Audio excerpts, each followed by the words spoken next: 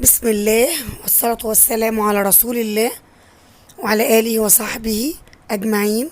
السلام عليكم حبايب قلبي، عاملين ايه؟ يا رب تكونوا بخير. النهاردة ان شاء الله بإذن الله، معلش اتأخرت عليكم الأسبوع اللي فات، خميس وجمعة.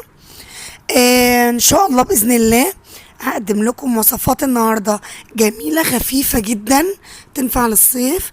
عبارة عن مكرونة او بينا لابوتانسكا. هنعرفها، ما تقلقوش خالص، هو اسم لكن هي مكرونه جميله جدا بالريحان والزعتر والبقدونس والصلصه والانشوجه والزيتون. هنشوفها مع بعض ان شاء الله، وبانيه بطريقه برضو مختلفه جميله جدا، هيعجبكم قوي وحلوه في الحر ده. يلا بينا نشوف وصفاتنا، يلا بينا تابعوني.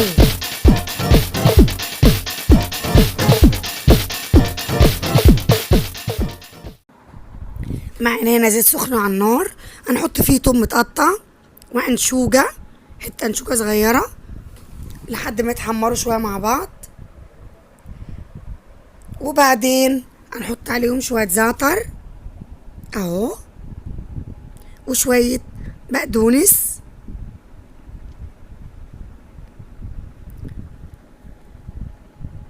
كل ده في الطاسه على النار، شويه زيت سخنين. وبعدين ننزل بالريحان، وبعدين هنا صلصة قوطة عاملينها عادية خالص، بنسخنها تاني او يعني عملناها خلاص اوريدي. وهنحط عليها الانشوجة والثوم المتقطع والزعتر والبقدونس والريحان اللي احنا عملناهم من شوية. خلاص كده الصلصة جاهزة، نسيبهم يغلوا مع بعض. هنكون في الوقت ده سالقين المكرونة بتاعتنا ومصفيينها، غليت. وبكده نكون جهزنا سوجو لابوتانسكا اللي هنحطه على المكرونه اللي سلقناها وصفيناها عادي خالص. هنقلبها على النار حاجه بسيطه وخلاص، نحطها في طبق التقديم بتاعنا مع لمساتك بقى، كل ست بيت بلمساتها. هنا حطينا شويه ورق ريحان اهو، جميل خالص خفيف، مكرونه لابوتانسكا. هنا بقى الطبق التاني بتاعنا زيت سخن على النار، نحط فيه توم متقطع وسبانخ كنا سلقينها نص سلقه ومصفينها، هنحطها تتشوح شويه على النار مع شويه ملح، فلفل اسمر، شطه للي يحب، شطه للي يحب. وبعدين خلاص كده اتحمرت شويه. حمرنا البانيه زي ما وريته لكم في فيديو قبل كده، هبقى اسيب لكم الرابط بتاعه فوق ان شاء الله في علامه الاي.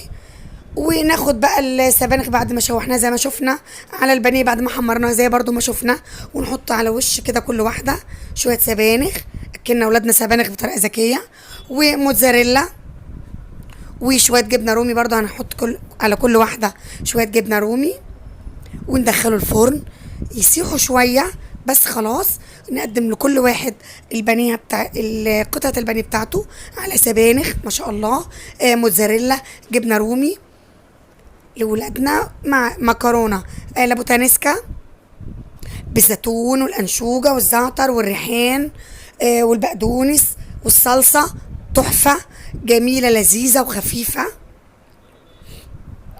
ومفيش حاجه نقف يعني فيها كتير، اكلات صيفيه جميله جدا. وبكده نكون قدمنا البانيه والمكرونه بطرق مختلفه. عملنا مكرونه طبق ايطالي مشهور، مكرونه لابوتانسكا، وعملنا بانيه على طريقه قناه هنمود، ضفنا اليه السبانخ عشان نضيف لاولادنا فيتامينات وعناصر غذائيه مهمه ليهم، وضحكنا عليهم ولا ايه؟ هنا بقى فقرة التهنئة لكل ولادنا الناجحين وعقبال الثانوية العامة يا رب، اللهم امين يا رب العالمين. قولوا امين.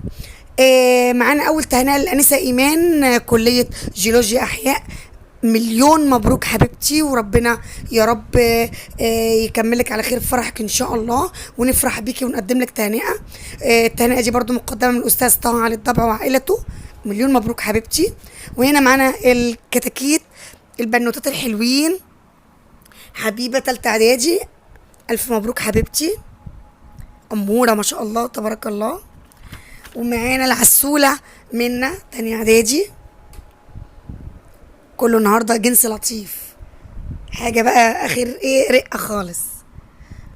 ومعانا الصغنن العسل الجميل ملك طالعه تالته ابتدائي، قمر قمر ما شاء الله تبارك الله، ما شاء الله تبارك الله. ربنا يحميكوا ويخليكوا لوالدكم الاستاذ محمد وزوجته. اهلا حبايبي، شرفتوني. وبكده يكون خلص الفيديو النهارده. اشوفكم على خير، باي باي.